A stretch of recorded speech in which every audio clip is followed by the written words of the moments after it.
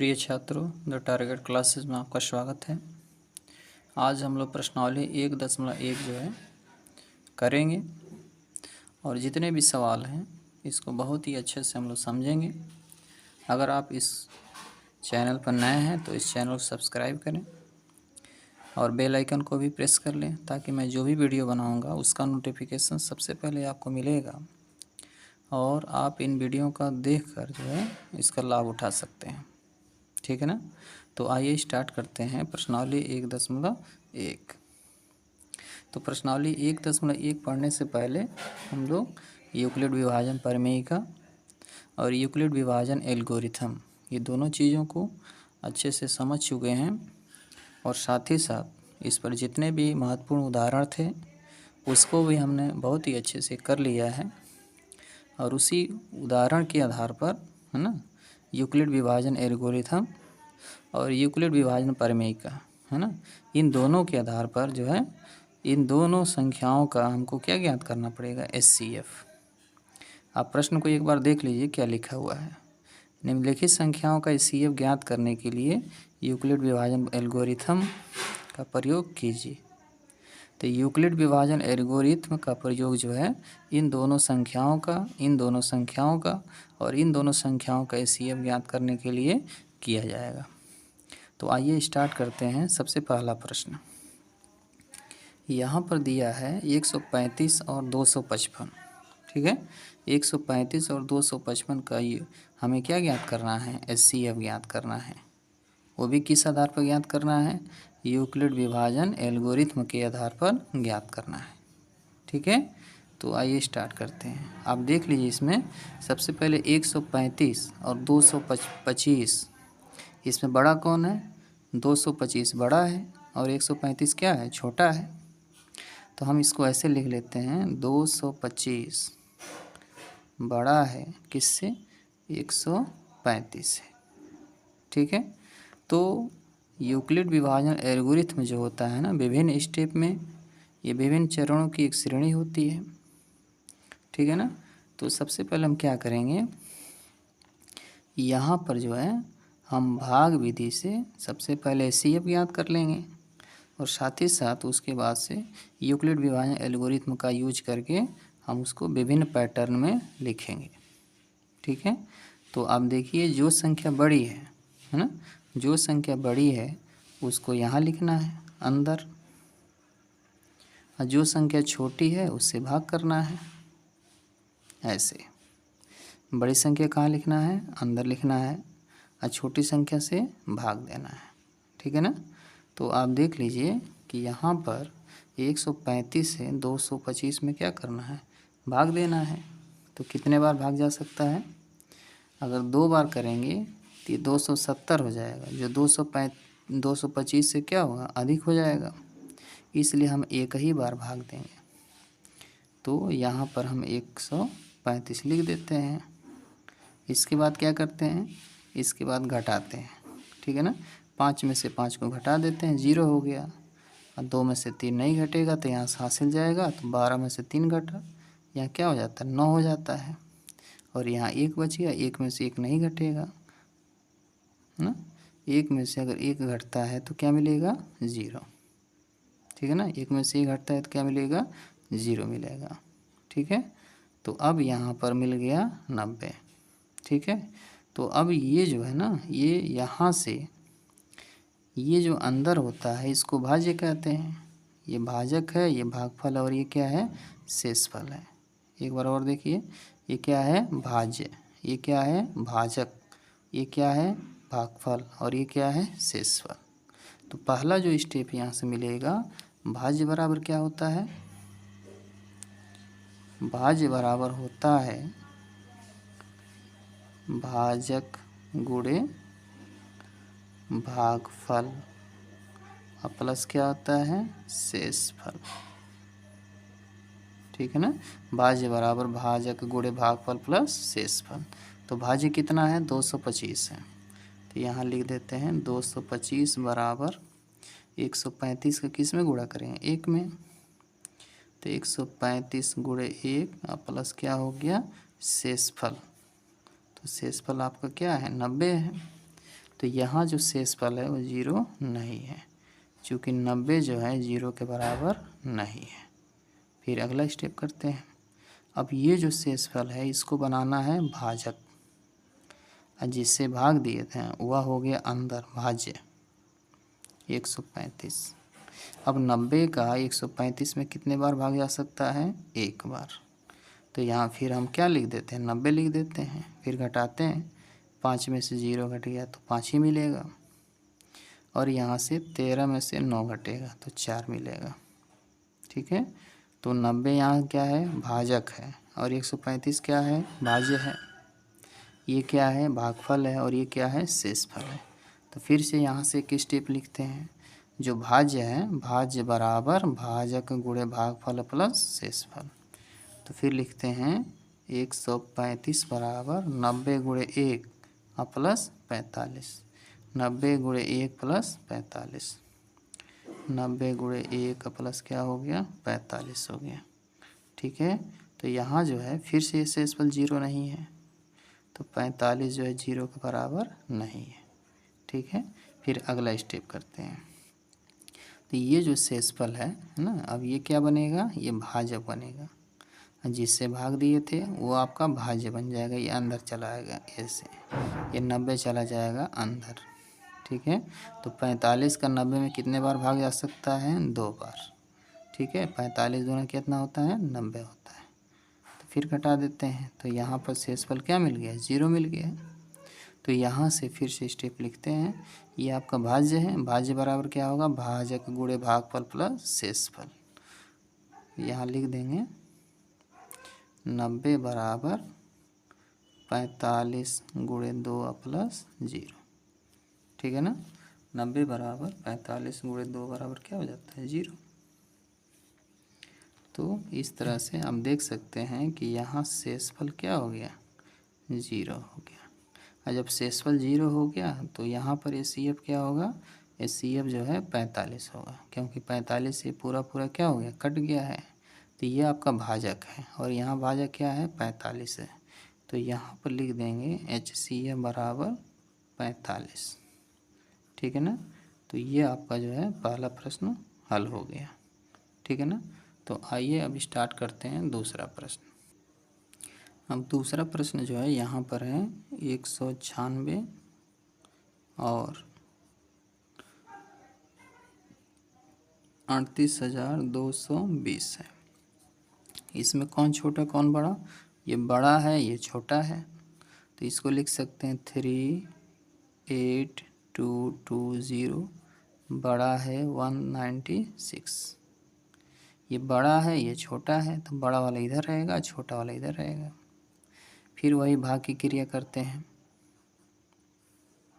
जो बड़ी संख्या है उसको कहाँ रखना है? अंदर रखना है। ठीक है, जो बड़ी संख्या का है उसको कहाँ रखना है? अंदर रखना है। और जिससे भाग, जो छोटी संख्या है ना, जो छोटी संख्या है उससे भाग देना है। तो 196 से हमें 38,220 में भाग करना है। ठीक है, तो सबसे पहले हम इतनी बड़ी संख्या में तो भाग करें नहीं, भाग नहीं करेंगे। तो 196 का 382 में कितने बार भाग करेंगे? एक बार, क्योंकि 2 बार जो है 382 से अधिक हो जाएगा, है ना। तो एक बार भाग देते हैं, 196 यहाँ लिख देते हैं। फिर घटाते हैं, 2 में से 6 नहीं घटेगा तो यहाँ से हासिल जाएगा, तो 12 में 6 घटा 6, यहाँ बच गया 7, क्योंकि यहाँ से एक हासिल चला गया है। तो 7 में से 9 नहीं घटेगा तो यहाँ से एक हासिल जाएगा, तो यहाँ हो जाएगा 17, 17 में से 9 घट गया 8, यहाँ बच गया 2, 2 में से 1 घटा 1। ठीक है ना। अब 196 का 186 में भाग नहीं जा पाएगा, ये छोटा हो गया, ये बड़ा है, ये छोटा है। तो अभी ऊपर और भी संख्याएं हैं, अब एक एक करके संख्याओं को नीचे उतारते हैं। तो सबसे पहले हम क्या उतारेंगे? 2 उतारेंगे। ठीक है ना, तो 196 का अब 1862 में भाग करेंगे। ठीक है ना, तो अगर 196 का हम 1862 में भाग करें तो ये जो है 9 बार जाएगा। कितने बार जाएगा? 9 बार, क्योंकि अगर हम 10 बार भाग नहीं देंगे, ठीक है ना, तो 9 बार में कितना आएगा, है ना, 9 बार में आएगा आपका 1700 64। कितना आएगा? 1764। अगर हम एक बार और कर देंगे तो 10 बार हो जाएगा, और 10 बार भाग नहीं दिया जाता है, ठीक है ना। तो 9 बार में 1862 से कम ही आ रहा है, इसलिए अब इसमें से इसको क्या करेंगे? घटा देंगे। तो 12 में से 4 घटा क्या मिला? 8।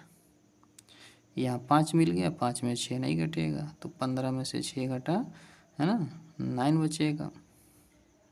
यहाँ क्या बचा? 7, मतलब 7 बचा। 7 में 7 घट गया 0, तो क्रॉस कर देते हैं। फिर 1 में से 1 घटा 0, तो ये भी क्रॉस कर देते हैं। अब मिल गया 98, और यहाँ क्या है? 196। तो ये छोटी है ना, ये छोटी राशि है, ये बड़ी है। तो अभी ऊपर एक और अंक है 0, तो अब 0 को उतार लेते हैं, ठीक है ना। अब आप देखिए कि 196 का 980 में कितने बार भाग जा सकता है। तो हम गुणा करके भी चेक कर सकते हैं, 2 बार, 3 बार, 4 बार, 5 बार गुणा कर सकते हैं। लेकिन यहाँ देखिए 6 है और यहाँ 0 है, तो अगर 6 में 5 से गुणा कर दें तो यहाँ पर जो है 5 बार भाग दे दीजिए, देखिए कितना आ रहा है। 5 से अगर इसमें गुणा करेंगे तो ये कितना आ जाएगा? 980 आ जाएगा, ठीक है ना। ये 980 आपका आ गया। फिर घटा दीजिए तो सब 0 आ जाएगा, ठीक है ना। तो यहाँ शेषफल क्या हो गया? 0 हो गया। तो ये क्या है? ये है आपका भाज्य, भाजक, और क्या है? भागफल, और शेषफल क्या हुआ? 0 आया, ठीक है। तो यूक्लिड विभाजन प्रमेयिका से हम इसको क्या लिख सकते हैं? भाज्य बराबर भाजक गुणे भागफल प्लस शेषफल, ठीक है ना। भाज्य बराबर भाजक गुणे भागफल प्लस शेषफल, ठीक है। तो हम लिख सकते हैं इसको ऐसे, 38,220 बराबर 196 का किस में गुणा होगा? 195 में, ठीक है। तो 196 गुणे 195, और शेषफल कितना है? 0। जब शेषफल 0 है तो HCF क्या होगा बताइए? HCF आपका होगा 196। यही आपका भाजक है, क्योंकि इसी से पूरी संख्याएं जो है इतने बार में कट गई है, और यहाँ पर भाजक क्या है? 196 है। तो यही आपका जो है HCF हो जाएगा, ठीक है। तो ये जो प्रश्न है सॉल्व हो गया। आइए अब तीसरा प्रश्न देखते हैं। तो तीसरा प्रश्न जो है यहाँ पर सामने है आपके, 867 और 255 का HCF ज्ञात करना है। तो 867 क्या है? बड़ा है, और 255 छोटा है। तो इसको ऐसे लिख सकते हैं, 867 बड़ा है 255 से, ठीक है। तो यहाँ पर भाग की क्रिया कर लेते हैं। तो जो बड़ी संख्या है उसको कहाँ लिखते हैं? अंदर लिखते हैं, है ना। 867 यहाँ अंदर लिख दिया गया, और छोटी संख्या से क्या करना है? भाग देना है, ऐसे। अब ये 255 है, ठीक है ना। तो 255 में हम जो है 255 से 867 में कितने बार भाग दे सकते हैं? ठीक है ना। सबसे पहले 1 बार, 2 बार, 3 बार, 4 बार, है ना। हम इसको गुणा करके चेक कर सकते हैं। तो अगर हम 3 बार भाग करें तो 3 से 255 में क्या होगा? गुणा होगा। हम देखते हैं कितना आ रहा है। 3 से 5 को गुणा करें, 3 पचे 15, अगर 5 होगा, हासिल 1 होगा, है ना। 3 पचे 15, और यह हासिल क्या हो गया? 16 कर 6, फिर हासिल 1, 3 दूना में 6, 6 ये क्या हो गया? 7। तो यहाँ पर जो है 4 बार भाग नहीं जा सकता, क्योंकि 4 बार से ये इससे अधिक हो जाएगा। तो 3 ही बार भाग जा सकता है, इसलिए जो है इसमें से इसको क्या करेंगे? हम घटाएंगे।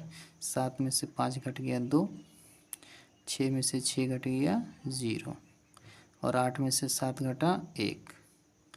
तो ये जो है 255 भाजक है, 867 भाज्य है, ये भागफल है, ये शेषफल है। तो पहला स्टेप लिख लेते हैं, ये भाज्य बराबर भाजक गुणे भागफल प्लस शेषफल। तो 867 बराबर क्या लिखेंगे? 255 गुणे 3, अब प्लस शेषफल कितना है? 102, ठीक है ना। तो यहाँ शेषफल क्या है? 0 नहीं है, चूँकि 102 0 के बराबर नहीं है। फिर अगला स्टेप आएगा। अब ये जो शेषफल आया है ये क्या बनेगा? भाजक बनेगा। जिससे भाग दिए थे वो भाज्य बनेगा। तो यहाँ हो गया 255। अब 102 का 255 में कितने बार भाग जाएगा? 2 बार, है ना। तो 2 बार में कितना हो जाएगा? 4 0 और यहाँ पर 2 हो जाएगा, 0 और यहाँ पर 2 हो जाएगा, ठीक है ना। फिर घटा देते हैं, 5 में 4 घट गया 1, 5 यहाँ मिल गया, 5 लिख देंगे और यहाँ 0 मिलेगा, ठीक है। अब यहाँ पर हो गया 51 शेषफल। भाजक कितना है? 102 है, भागफल कितना है? 2 है, और शेषफल कितना है? 51 है। तो फिर से एक स्टेप लिख लेते हैं, भाज्य बराबर भाजक गुणे भागफल प्लस शेषफल। तो 255 बराबर 102 गुणे 2 प्लस 51, 102 गुणे 2 प्लस कितना हो गया? 51। तो यहाँ 51 जो शेषफल क्या है? 0 नहीं है। फिर अगला स्टेप करते हैं, जो शेषफल है उसको क्या करना है? भाजक बना लेना है। जिससे भाग दिए थे वो भाज्य बन गया 102। अब 51 का 102 में कितने बार भाग जाएगा? 2 बार। तो 2 बार में कितना हो जाएगा? 102 हो जाएगा, ठीक है ना। तो ये आपकी भाग की क्रिया क्या हो गई? समाप्त हो गई। तो यहाँ पर जो है ये आपका भाज्य है, भाज्य बराबर भाजक गुणे भागफल प्लस शेषफल। तो 102 बराबर 51 गुणे 2 प्लस क्या हो गया? 0। तो यहाँ पर शेषफल क्या हो गया? 0 हो गया।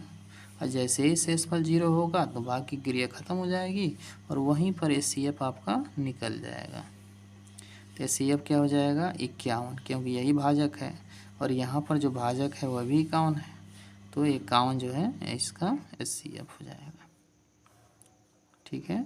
तो इन 3 प्रश्नों को आपने देखा किस तरह से हम लोगों ने यूक्लिड विभाजन एल्गोरिथम की सहायता से HCF ज्ञात किया। तो आइए इसका स्क्रीनशॉट ले लीजिए और फिर अपनी कॉपी में इसको अच्छे से लिख लीजिएगा।